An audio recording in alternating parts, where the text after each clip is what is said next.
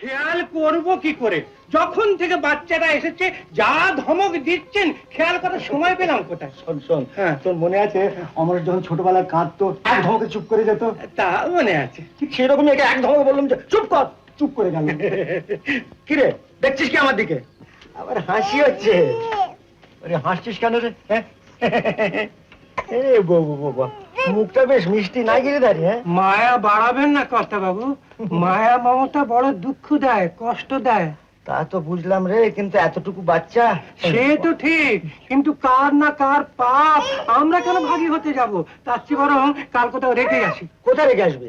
রাস্তার জঞ্জাল রাস্তায় রেখে আসবো। রাস্তায় রেখে আসিস না, এতটুকু বাচ্চাকে রাস্তায় রেখে আসবি? হ্যাঁ। আমি বলছিলাম কি, কি বলছিলেন কর্তা বাবু?